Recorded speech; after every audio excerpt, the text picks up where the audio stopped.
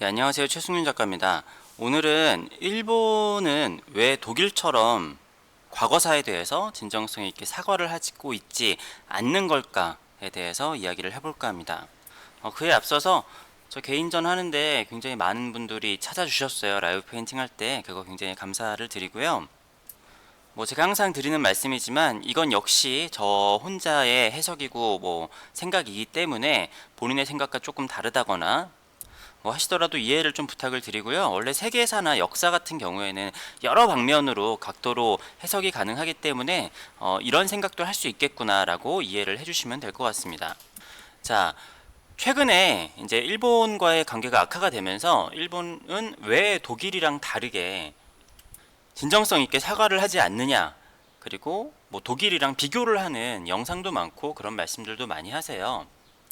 근데 제가 생각하는 관점에서의 생각에 대한 이야기는 좀 없는 것 같아서 좀 말씀을 드릴게요. 그리고 이 이야기는 지도를 보면서 이야기를 하면은 굉장히 좀 쉽습니다. 자, 일단은 지리적인 이야기를 한번 해보도록 할게요. 자, 일본은 여기 있죠? 여기에 있고, 일본이 그때 전쟁을 일으켜가지고 중국이랑 그리고 여기 동남아 이런 데까지 했었고, 나중에는 미국을 좀 떨쳐내기 위해서 여기 하와이까지 공격을 했었죠. 요쪽에서 활동을 했었던 게 일본이고, 자, 독일 같은 경우에는 유럽의 한가운데 있죠. 유럽의 한가운데에서 이 유럽 전체랑 싸웠습니다. 전체랑 싸우다가 여기 러시아에서도 공격을 오고 저 멀리 미국에서도 왔어요. 자, 지도를 보시면 일단은 지리적으로 왜 독일은 납작 엎드려서 사과를 할 수밖에 없는지 단적으로 그냥 볼 수가 있습니다. 자, 다시 한번 독일이랑 일본입니다. 어떤 이야기인지 좀 감이 잡히시나요? 일단은 독일은 자기들이 침략을 하고 자기들이 학살하고 했었던 그러한 국가들이 바로 옆에 인접해 있습니다. 그것도 하나가 아니라 진짜 수많은 국가들이 그때 독일한테 얼마나 다들 이를 갈고 있었겠어요. 그런데 그 한가운데에 독일이 있습니다. 어디 빠져나갈 데가 없죠. 영국 옆에 폴란드, 프랑스, 위에 노르웨이, 스웨덴부터 저 멀리에서는 미국까지 해가지고 자기들이 전쟁에 진 다음에 바로 코앞에 맞닿고 있는, 그러니까 바로 옆에 이웃들인 거죠. 바로 옆에 이웃들이 다 철천지 원수인 거예요. 이 상황에서 독일이 주변 국가들과의 교류나 도움 없이 살아남을 수가 있을까요?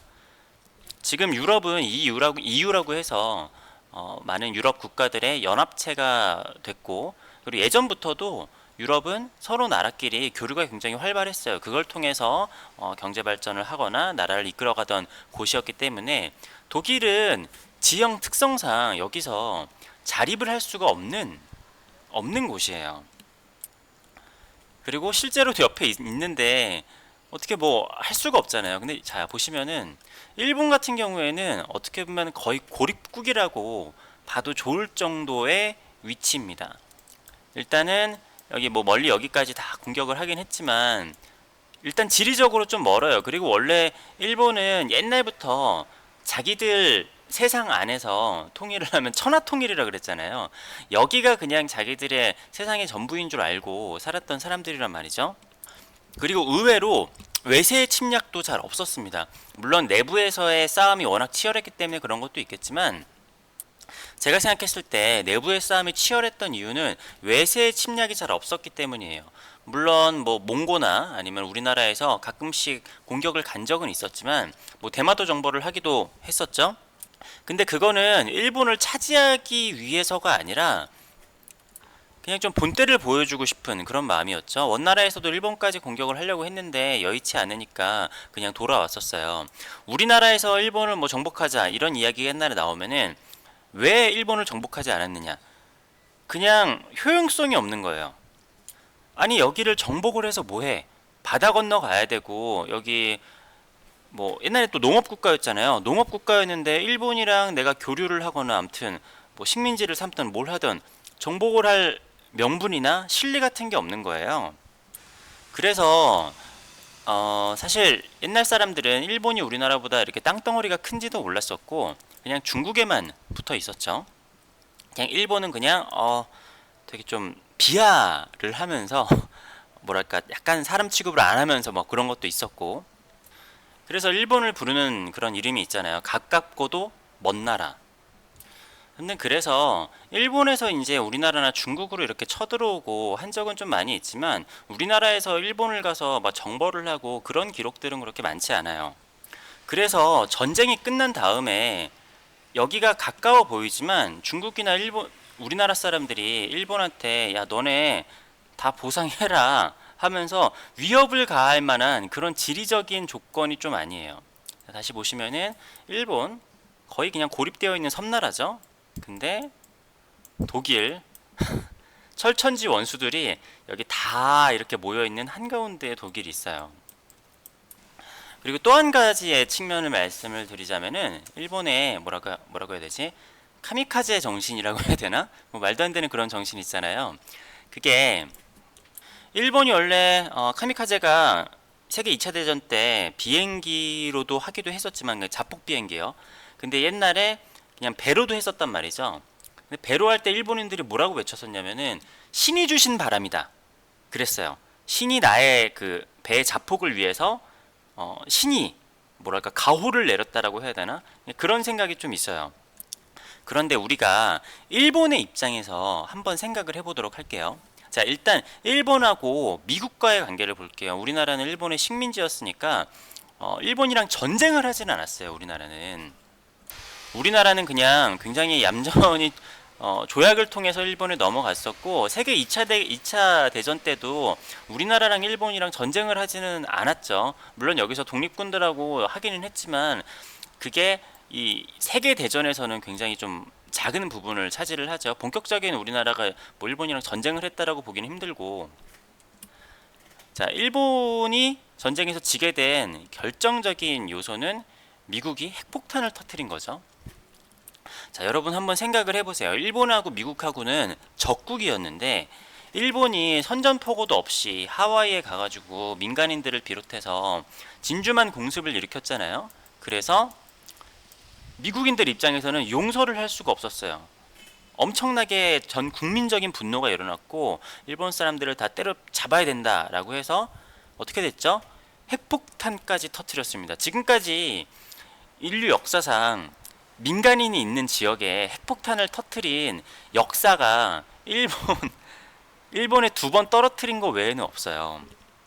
자, 우리나라에 누가 핵폭탄을 두 방을 터뜨렸다라고 생각을 해보세요.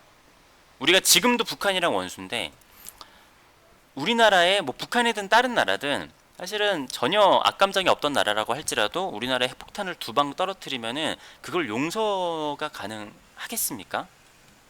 그리고 또 다른 측면에서 생각을 해봤을 때 우리나라가 핵폭탄을 가지고 있어서 다른 나라에 핵폭탄을 두 방, 그것도 군사 지역이 아니라 민간인이 살고 있는 도시에다 핵폭탄을 두 방을 터뜨린다라고 해요. 이게 보통 분노가 있지 않은 이상 다른 나라 민간인 지역에 핵폭탄을 두 방 터뜨린다라는 거는 사실은 정말 힘든 일입니다. 우리나라에서도 반발이 엄청 날 거예요. 뭐 인도주의적인 차원에서. 그런데 그런 게 합의가 됐었다라는 거는 엄청난 분노, 엄청난 증오심이 있었기에 가능한 거예요. 일본이랑 미국은 서로 적국이기도 하고 선전포고도 없이 막 공습을 하고 핵폭탄을 두 개를 터뜨렸을 만큼 이거는 거의 뭐 세계 역사상 유례가 없을 정도로 철천지 원수가 되어야 마땅한 정도의 서로의 원투펀치를 주고받은 거거든요. 자, 그런데 결정적으로 미국이 이겼죠. 미국이 이겼는데 미국이랑 일본이랑 사이가 좋습니다. 이게 굉장히 재밌는 거죠. 그러니까 일본 사람들 입장에서 생각을 해보면은 자기들이 전쟁을 터뜨렸어요. 전쟁을 터뜨려가지고 막 나쁜 짓을 너무 많이 저질렀는데, 제가 지난번에 말씀을 드렸지만 일본이 망해가는 상태에서 뭐 때문에 기적적으로 살아났다라고 했죠? 우리나라의 6.25 전쟁 때문에 기적적으로 살아났다라고 했죠. 2차 세계대전 이후에 미국은 누가 뭐라고 해도 명실상부한 세계의 넘버원의 패권 국가가 되었어요. 일본뿐만이 아니라 뭐 그 당시에 중국도 뭐 워낙 큰 내전 때문에 골로 가 있었고, 그리고 이 유럽 국가들은 뭐 완전 그냥 초죽음이 되어 있었어요. 독일뿐만이 아니라 영국, 프랑스, 뭐 여기 있는 원래 강대국들도 그 전쟁에 복구를 하기 위해서 진짜 몇십 년을 진짜로 엄청나게 허리띠를 졸라매면서 그 복구를 했단 말이죠. 이쪽도 뭐 거의 뭐 초죽음 상태였어요. 자, 그런데 여기서 6.25 전쟁이 터지게 되면서 사실 미국은 여기가 관심 밖이었단 말이죠. 그렇게까지 관심이 있는 것도 아니었어요. 그런데 여기 상황을 보니까 이러다가 이쪽이 전부 다 공산화가 될 수도 있겠는데 라는 생각 때문에 생각을 좀 고쳐먹고 굉장히 이쪽에다가 집중을 하게 됩니다. 제가 이거는 뭐 여러 번 말씀드렸지만 미국하고 우리나라랑 일본이랑 굉장히 멀단 말이에요. 그렇기 때문에 여기 전쟁을 효율적으로 하기 위해서 일본을 이용을 할 수밖에 없었습니다. 철천지 원수지만 대의를 위해서 일본을 이용을 하고, 이용을 하려면 어떻게 해야 되겠어요? 일본이랑 좀 사이가 좀 좋아야겠죠. 그래서 일본이랑 패전국이기 때문에 일본한테 뭔가 좀 죄를 물어야 되고 뭐 하는 것들이 있는데, 그런 것들을 많은 부분을 좀 눈감아 줍니다. 자, 여기서 일본 사람들의 입장을 생각을 해볼게요. 자기가 막 나쁜 짓을 벌였어요. 그런데 되게 힘든 상황인데 가만히 내가 하고 있는 일을 묵묵히 하다 보니까 기적처럼 좋은 일이 생겼어요. 마치 가미가제에 신이 주신 바람처럼 내가 그냥 가만히 묵묵히 내가 하는 일을 하고 가만히 있었더니 내가 노력을 해서 된 게 아니라 국제 정세 때문에 내가 이득을 봤어요. 전쟁에서 패전한 지 채 5년이 되지도 않았는데 자기들의 철천지 뭐랄까 원수라고 해야 될지 아무튼 미국한테 어떻게 보면은 용서를 받은 거예요. 용서를 받음과 동시에 아시아에 그 공산화를 막기 위한 교두보가 됐어요. 자, 여기서 유럽을 보면은, 자, 유럽에서는 이 소련이 이렇게 확장을 했잖아요. 우크라이나랑 뭐 이쪽 동유럽 쪽들을 다 먹고 그러는데, 더 진격하는 것을 막기 위해서 이쪽에 서방 국가들이라고 그러죠. 여기에 미국 측에서 굉장히 많은 돈들을 지원을 합니다. 그리고 독일에서는 동독이 있고 서독이 있었잖아요. 여기서도 힘의 균형을 맞추기 위해서 서독 측에 지원을 굉장히 많이 해줬죠. 그러니까 여기서도 아이러니하게 미국의 지원 때문에 독일이 살아나요. 독일이 분할 통치가 되었는데 여기서 공산주의를 아무래도 이겨야 되니까 서독 측에 좀 지원을 많이 해줬죠.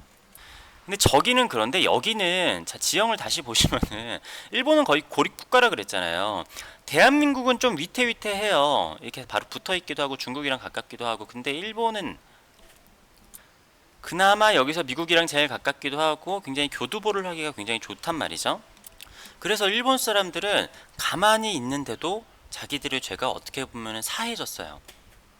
일본 사람들이 우리나라나 중국 사람들에 비해서 좀 진취적인 면이 좀 떨어지잖아요. 왜냐면은 역사적인 사건으로 여러 번 내가 그냥 가만히 있었더니 경제 발전이 이루어졌고, 그러니까 내가 하는 일을 묵묵히 열심히 했더니 경제 발전이 이루어졌고, 묵묵히 가만히 있었더니 죄도 없어졌어요. 그러니까 그런 분위기가 일본 사회에 좀 있잖아요. 드라마 같은 경우에도 굉장히 교훈적인 것들이 많고, 막 나대지 말고 그냥 내가 할 거를 그냥 소소하게 열심히 하고 있으면은 좋은 날이 온다.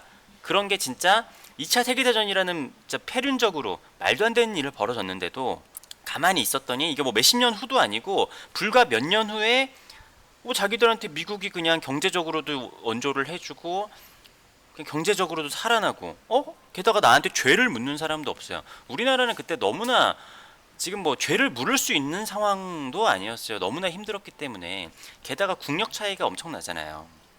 자, 이러한 관점에서 생각을 해보면은 제가 왜 이런 말씀을 드리냐면은 이게 이런 생각들을 하시는 분들이 있죠. 뭐 그런 생각 할 수도 있긴 한데, 그러니까 일본 사람들과 독일 사람들을 비교했을 때 독일 사람들이 일본 사람들보다 국민성이 좋거나 착해서 독일 사람들은 사과를 한다?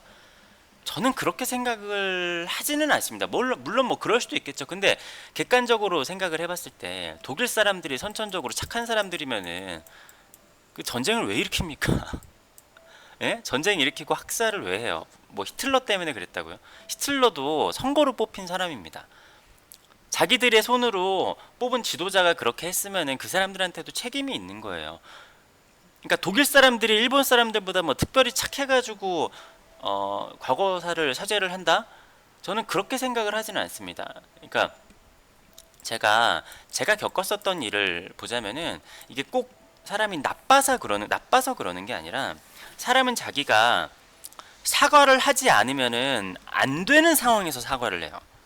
대부분 사람들이 내가 물론 뭐 가벼운 거에는 이렇게 진심 어린 사과를 하는 사람들이 많이 있지만 오히려 내가 굉장히 수치스럽고 좀 큰 일 같은 경우에는 어떻게든 자기 합리화를 하는 경우들이 있어요. 제가 잠시 제 개인적인 경험을 말씀을 드리자면은 제가 뭐 고소를 한 적이 몇 번 있거든요. 첫 번째는 어떤 학생이 휴대폰을 훔쳤어요. 휴대폰을 훔쳤는데 그걸로 저는 고소를 했습니다. 제가 고소를 했다라고 하면은 이렇게 좀 생각하시는 분들도 있을 거예요. 아니 그 어린애가 휴대폰을 훔칠 수도 있지 라고 생각을 하실 텐데 얘기를 좀 해볼게요. 제가 왜 이렇게 고소를 하게 됐냐라는 이유도 있어요. 옛날에 그런 일을 겪었을 때 사람들이 이러면은 반성을 안 하고 오히려 적반하장으로 나오는구나. 근데 그 적반하장이라는 게 저 사람이 나쁘구나 아니면 드라마에서만 나오는 게 아니라 제가 만나본 대부분의 사람들은 그런 상황에서 오히려 인간이기 때문에 적반하장인 경우가 더 많은 것 같더라고요. 자, 휴대폰을 훔친 다음에 그 좀 얘기가 다 하면 기니까 중간에 그 학생이랑 그 학생의 어머니랑 만났어요. 어머니 입장에서는 뭐 저랑 얘기를 해보겠다, 좀 뭐 사과를 한다라고 하는데 얘기를 카페에서 만나서 이렇게 하다 보니까 이게 사과가 아니라 제가 앞서 말한 대로 너무하는 거 아니냐, 그냥 그 핸드폰 얼마 한다고 내가 그거 그냥 물어주고 말겠다 뭐 하면서 하다가 이제 나중에 격해지는 거죠. 뭐 내가 누군지 아냐? 너 그딴 식으로 했다가 내가 가만두지 않을 거다. 이래가지고 제가 그냥 자리를 일어났거든요.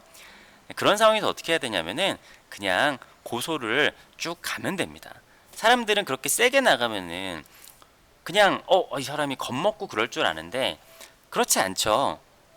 저는 제가 고소를 취하지 않으면 그 학생한테 빨간 줄이 그어지잖아요.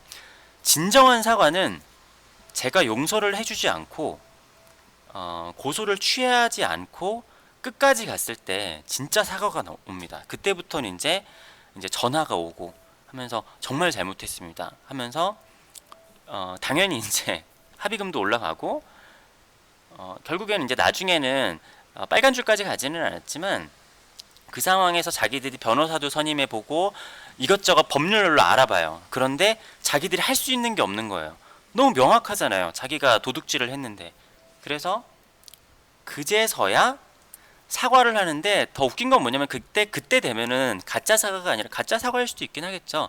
그때부터 한동안 계속 연락이 왔어요. 그때 그렇게 해주셔서 너무 감사하고 그렇게 해주지 않았으면 저희 아이가 나쁜 길로 빠졌었을 것 같다. 그리고 그 학생도 저한테 SNS 신청도 하면서 한동안 어이구 형님 감사합니다. 뭐 잘 지내시나요? 막 이랬었어요.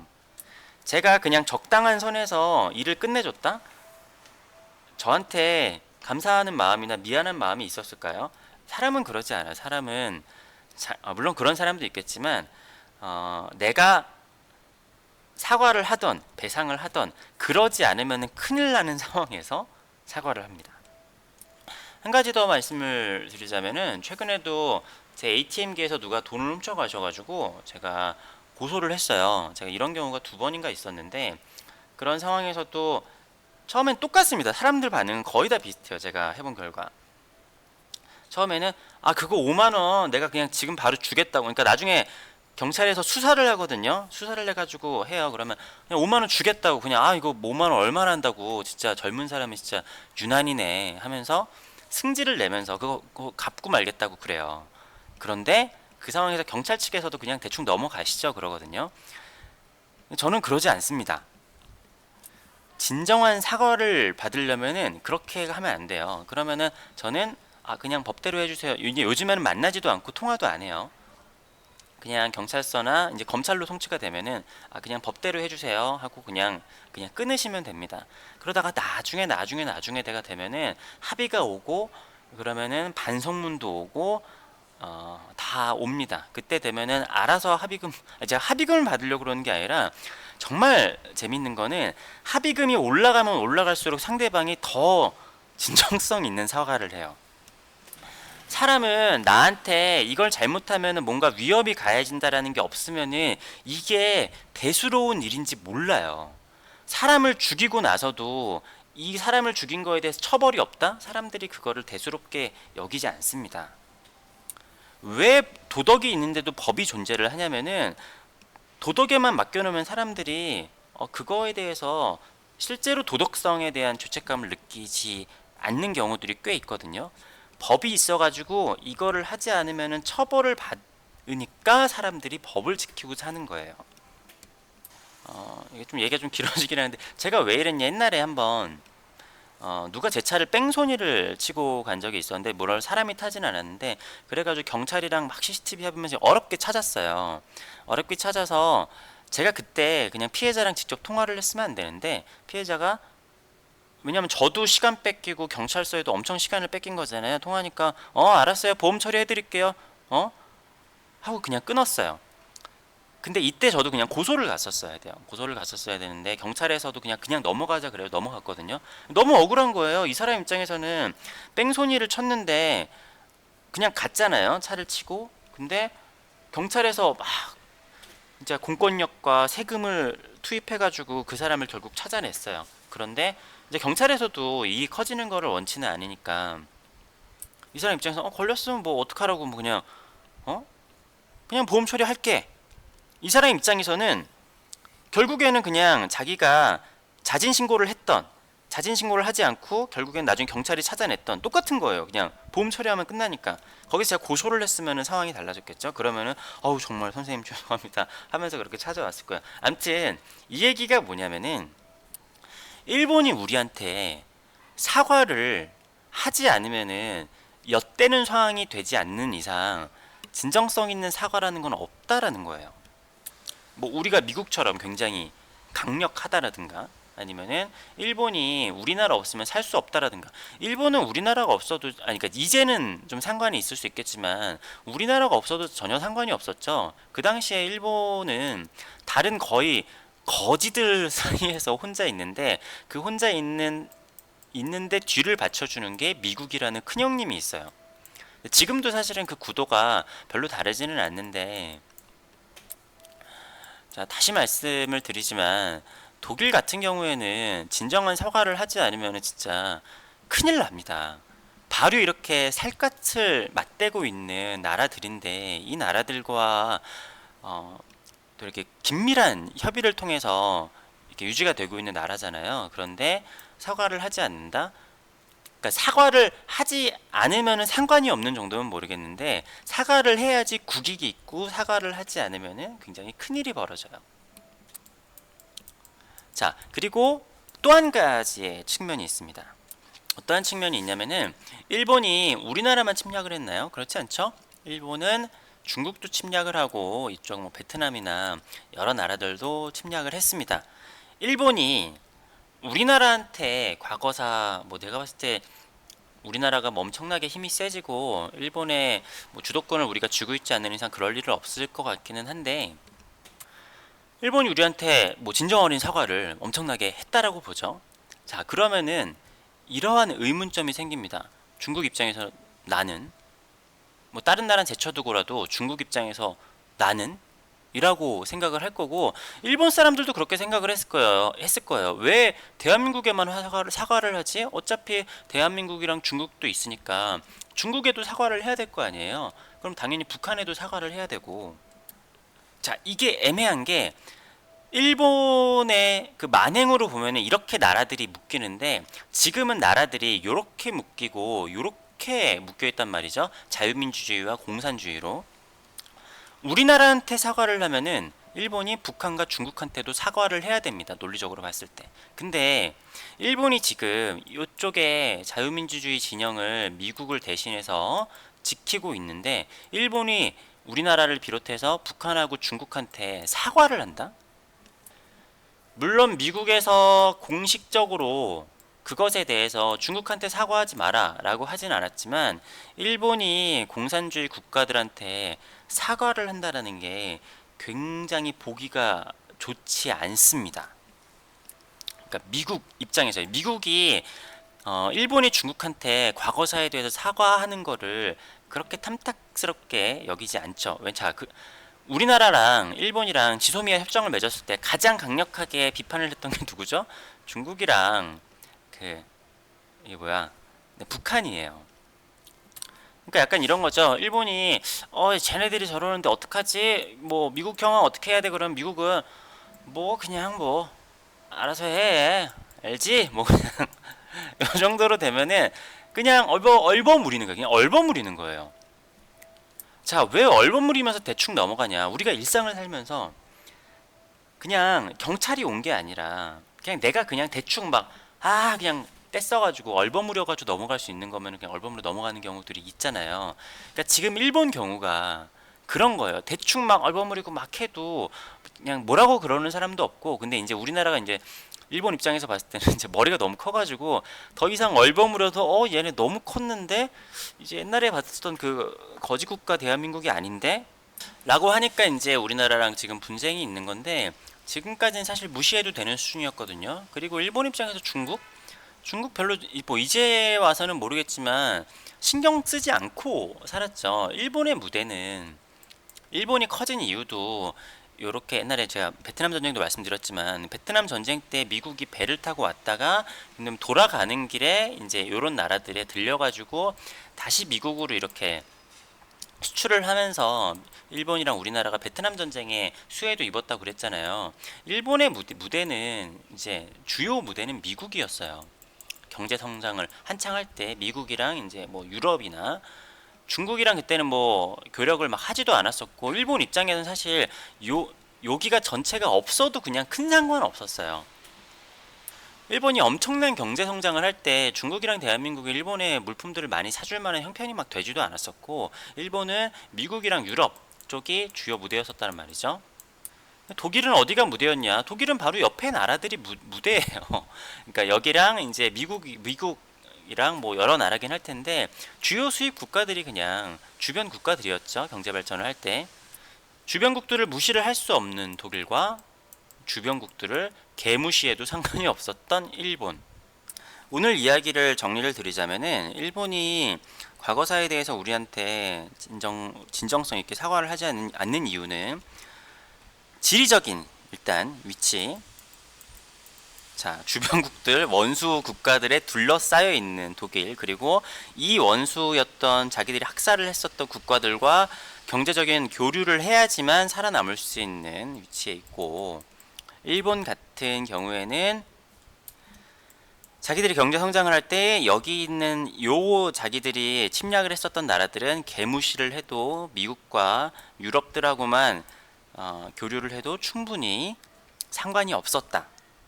그리고 미국이랑 일본이랑 철천지 원수 사이였지만 그게 채 몇 년도 되지 않아서 6.25 전쟁 때문에 미국이 어떻게 보면 일본의 죄를 좀 사하여 줬고, 일본 입장에서는 그렇기 때문에 사과를 해야 될 만한 그런 필요성을 느끼지 못한 상태에서 모든 일들이 지나가 버렸다. 그리고 사람은 내가 사과를 하지 않으면은, 엿대는 상황이 되지 않으면은 진정한 사과는 우러나오지 않는다. 근데 우리나라 일본이 지금까지 내가 대한민국한테 사과를 하지 않으면은 엿대는 상황이라는 위기감을 느껴본 적이 없고, 그리고 뭐 마지막으로 하나 더, 일본이 우리한테 사과를 하면은 당연히 북한하고 중국한테도 사과를 하는 게 인지상정일 텐데, 그러면은 그거를 미국이 좋아하지 않는다라는 게 너무나 자명하기 때문에 사과를 그냥 대충 얼버무리고 있어도 뭐라 그럴 사람이 없다, 이겁니다. 약간 마지막으로, 요즘은 좀 정세가 좀 다르긴 하지만 일본이 어떤 입장이냐면은, 어떻게 보면은 예전에 조선시대 때까지의 중국에 붙어있던 대한민국이랑 좀 비슷해요. 그때 우리나라 조선 사람들은 어떻게 생각을 했었냐면은 중국이 세계에 뭐 다른 나라 떨거지랑 비교할 수 없을 단 하나의 패권 국가라고 생각을 했어요. 실제로도 뭐 그렇기도 했었고. 그래서 우리가 지금 조선의 역사를 보면 굉장히 답답하고 사대주의적이고 그렇지만, 어떻게 보면은 그 사람들이 합리적일 수도 있어요. 실제적으로 중국이 전 세계 거의 뭐 유럽을 다 합친 것보다도 훨씬 강했었던 때가 엄청나게 길기도 했었고, 실제로 영국이랑 유럽 열강들이 중국에 쳐들어왔을 때도 그러니까 처음부터 막 그렇게 불공정 무역을 했던 게 아니라 한동안 계속 중국이 청나라가 훨씬 더 이득을 보는 무역을 했었잖아요. 그리고 한참 동안 그러다가 이제 영국이 참을 수 없어가지고 공격을 했는데, 그러니까 유럽들도 그랬어요. 내가 중국이랑 싸워서 이길 수 없다라고 생각을 했어요. 너무나 강력한 나라라고 다들 알고 있었기 때문에. 근데 공격을 했더니 뭐야, 생각보다 할만하네. 또 했더니 야 뭐야 이거, 얘네 뭐야 뭐 할만한데? 또 했더니 야 이거 얘네 이제 보니까 별거 없구나 해가지고 그때부터 종이호랑이라고 불리면서 유럽 열강들한테 먹혔던 건데, 그게 드러나기 전까지는 전 세계에 누가 생각을 해도 세계 최고의 단 하나의 패권 국가라고 하긴 그렇지만 가장 센 나라는 중국이라고 생각을 했었어요. 이게 또 지금이랑은 다른 게, 이게 좀 얘기가 좀 길어지나요? 그냥 뭐 어차피 뭐 듣는 분들 많지 않으니까 얘기해 볼게요. 중국이 엄청나게 강한 나라였지만 그럼에도 항상 골머리를 앓았던 게 외부 이민족들의 침략이었잖아요. 분명 외부 이민족이랑 중국이랑 힘으로 맞다이를 까면 상대가 안 되는데, 그 당시에는 다 걸어가고 말 타고 가가지고 싸워야 되잖아요. 그래서 말 타고 갔더니 이미 도망가 있고, 저거 언제 잡나 싶어가지고 뭐 그런 식이었는데, 근데 지금은 다르죠. 만약에 누가 미국한테 건드린다 그럼 미국이 레이더로 보고 있다가 정확하게 조준 사격해가지고 박살을 낼 수가 있습니다. 그러니까 중국이 힘이 엄청나게 강했을 때랑 지금이랑은 상황이 180도 다른 거예요. 어디서 지금 미국한테 아주 작은 도발이라도 할 수가 없어요. 중국이 옛날에 강력했고, 옛날에 세계적으로 엄청난 강대국이 있었지만 강대국이어도 뭐 이민족들한테 지속적인 침략들은 받아왔어요. 그렇지만 지금 미국은 아주 작은 침략도 할 가능성이 어떻게 보면 지금 거의 없죠. 그런 상황에서 일본은 어떻게 보면은 미국에 달라붙어 있는, 그러니까 지금 달러 다음의 기축통화가 엔화이잖아요. 미국이라는 단 하나의 패권 국가에서 우리가 미국만 바라보고 있으면 우리가 2인자야. 네, 이런 입장인 거죠. 하나하나를 보면 잘 모를 수도 있지만 전체적으로 보면은 굉장히 일본은 미국에 납작 엎드려 있는 입장입니다. 어떻게 보면 도리어 우리나라가 뭐 미군 철수 외치고 이러는 거 보면은 참 대단한 깜냥과 대단한 민족이에요. 아무튼 이게 제가 생각을 하는 일본이 우리나라한테 과거사에 대해서 진정한 반성을 하지 않는 이유라고 생각을 합니다. 물론 일본도 자기들의 입장이 있어요. 제가 뭐 그것까지 얘기하면 더 많은, 너무 얘기가 길어지니까 우리는 우리의 입장대로 해석을 하고 일본은 일본의 입장대로 해석을 하는데, 그것에다가 제가 이야기를 했었던 뭐 사과를 안 해도 뭐 상관이 없으니까까지 더해지니까 우리는 할 만큼 했다라고 생각을 하게 되는 거죠. 근데 우리도 요즘에 세게 나오고 있는 이유가, 일본이 지금 유일하게 흑자를 보고 있는 게 우리나라잖아요. 흑자를 보고 있으면 일본이 우리한테 더 입김이 센 것 같겠지만, 원래 흑자를 보고 있는 그러니까 흑자를 나게 해주는 나라가 어떻게 보면 갑입니다. 왜냐면 많이 사주고 있는 거잖아요.